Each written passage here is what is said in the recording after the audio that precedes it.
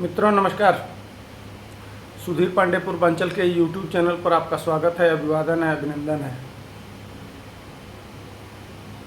मुकेश सहनी के पिताजी जीतन सहनी के हत्या का मामला सुलझ गया है।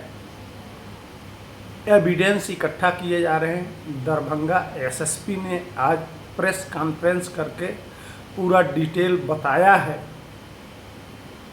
कि इस कौन मुजरिम है और किस तरह से हत्या किया गया। तमाम सबूत भी मिले हैं। तो आइए शुरू करते हैं। इसी पे बताएंगे क्या नाम है, कौन व्यक्ति है, और सेकुलरिज्म की हवा निकल गई है। तो आइए शुरू करते हैं, पूरा डिटेल समझते हैं इसको। पूरा वीडियो सुनिएगा तब मजा आएगा, मजा आएगा, खूब मजा आएगा।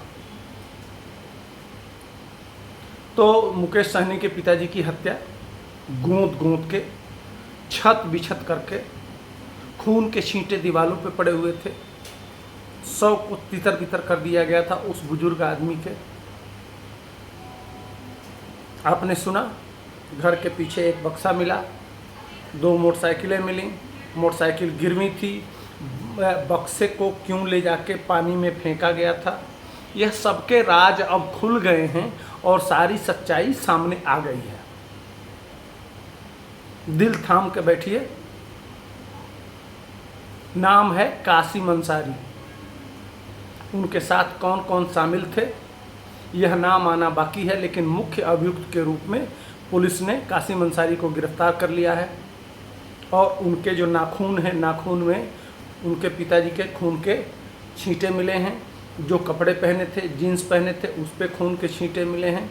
इस तरह से सबूत इकट्ठा कर लिए गए हैं और मुख्य आरोपी पकड़ लिया गया है। बाकी जांच में चल रहा है, कौन कौन शामिल है वो अभी पुलिस बताएगी। किस तरह से हत्या किया गया था वो कल परसों में पूरा डिटेल आएगा। लेकिन मुख्य अभियुक्त के रूप में कासिम अंसारी का नाम आया है। अब सेकुलरिज्म गैंग चुप है। आरजेडी अब धरना प्रदर्शन नहीं करेगी। अब मुकेश सहनी के भी मुंह पे ताले लग गए हैं और तमाम जो ये बड़े बड़े लोग हैं, गर्दन फुला फुला के जंगल राज की बात कर रहे थे। उसी जंगल राज से ही निकला भाई, उसी जंगल राज से ही निकला मुख्य अभियुक्त। मैं बताया था कि उसी में से निकलेगा। मैं पिछले वीडियो में जाके चेक कर लीजिएगा। मैं इस तरह के इशारे किया था, इशारों में बताया था कि इनकी तड़प के कारण क्या है। इतना जल्दी यह आंदोलित हो गए और इतना उग्र हो गए, कहीं ऐसा तो नहीं है कि यह जानते हैं या इसकी सच्चाई इनको पता है। अब करो भाई, करो। इसके पीछे यह भी बात है कि पुलिस ने बताया है कि चूंकि उस कासिम अंसारी की एक दुकान थी कपड़े की, और कपड़े की दुकान बंद हो गई थी, और कपड़े की दुकान खोलने के लिए वह अपने ज़मीन का पेपर रखे थे इनके पास। 4% सूद से 1 लाख रुपया ले गए थे। 1 लाख रुपये में 50,000 रुपया दिए थे। बाकी पैसा देने में आनाकानी कर रहे थे और उधर से दबाव वो डाल रहे थे। जो सामान मिल रहा था, जैसे मोटरसाइकिल भी दूसरे की थी, लेकिन वो रख लिए थे कि जब तक पैसा नहीं दोगे तब तक इसको छोड़ेंगे नहीं। पे जो अब कासिम अंसारी उनके ऊपर सेकुलरिज्म के नाम पे, भैया हम तो आप ही के लोग हैं, आप ही के आदमी हैं, तो भैया पेपरवा दे दो ना जमीनिया का। इसको लेके मुकेश सहनी के पिताजी जीतन सहनी के बीच में और कासिम अंसारी के बीच में 2 दिन पहले बहुत झक्का झक्की हुआ था। उसमें मारने पीटने की बात भी आई थी। हम छोड़ेंगे नहीं, यह कमरा के अंदर सारी बातें हुई थी। इसीलिए पीछे से टपा गया और बक्से में जो सूद का सारा पेपर और खेत ओत का पेपर था वो उठा के ले जाके पानी में डाल दिया गया। यह सारी बातें पुलिस के रिपोर्ट में आई हैं। पुलिस ने प्रेस कॉन्फ्रेंस करके बताया है। लेकिन मेरा मुख्य विषय है कि अब कल से क्या आरजेडी इस पे कोई बयान देगी, प्रवक्ता लोग बोलेंगे, या सबके मुंह पे ताले लग जाएंगे। क्या ये तथाकथित विपिन मुखिया सहित जितने पत्रकार हैं, लिबरल पत्रकार, उनके मुंह से तो आज आवाज नहीं निकल। कहाँ इतना सन्नाटा है भाई, चारों तरफ सन्नाटा है। अब बोलो ना भाई, गंगा जमुना और यमुनाई और क्या क्या होता है ना, मछली अब ले जाकर पहुंचाओ उनके घर मछली। आपके तो परंपरागत वोटर हैं।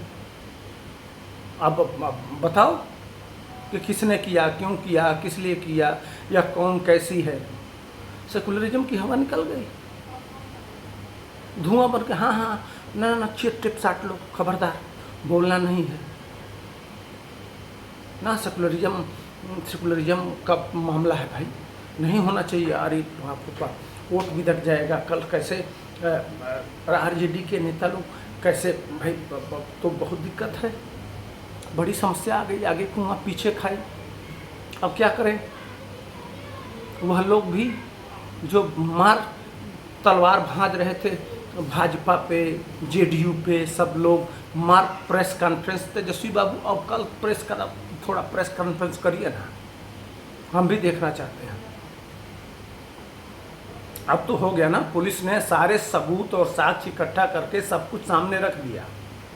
अब बताइए आप लोग, एक तो ये ब्याज लेते थे, कोई सरकार द्वारा मान्यता प्राप्त नहीं थे, यह इलीगल काम है। अगर आप किसी तरह का, जैसे बैंक ब्याज लेता है तो वह आरबीआई को टैक्स देता है, क्या यह टैक्स पेयर थे, टैक्स देते थे, टैक्स नहीं देते थे, तो यह इलीगल काम है कि नहीं, यह भी एक प्रश्न है। आप 4% का मतलब 12 चौक को 60% ब्याज ले रहे हैं। 12 महीना होता है ना, तो एक महीने का 4% के हिसाब से 60% ब्याज हुआ।